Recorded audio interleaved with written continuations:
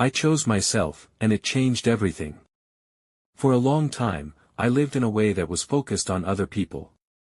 I tried to be understanding, helpful, and patient, even when it meant ignoring what I actually wanted or needed.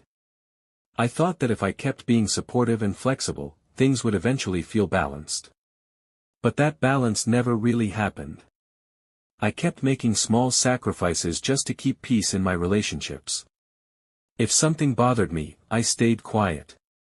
If someone treated me unfairly, I convinced myself it wasn't worth the argument. I believed that being a good person meant always putting others first. Over time, that way of living started to feel exhausting. I realized I was constantly adjusting my life around other people's expectations. I was giving a lot of energy without asking whether the situation was healthy for me. One day I started thinking about it differently. I asked myself why I was always the one compromising. Why was my comfort the thing that always had to disappear for everything else to work? That's when I made a simple but difficult decision. Instead of always trying to keep everyone else satisfied, I started thinking about what was actually right for me. I stopped staying in situations where I felt ignored or unappreciated. I stopped chasing people who weren't putting the same effort into the relationship.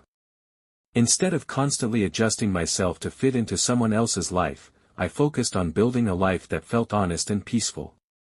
At first it felt strange, almost selfish. But slowly things started to improve. I felt calmer, more confident, and more certain about the choices I was making. Choosing myself didn't solve every problem in my life, but it changed the way I looked at everything. It reminded me that caring about others is important, but forgetting yourself in the process is never the answer. And once I finally chose myself, nothing felt the same again.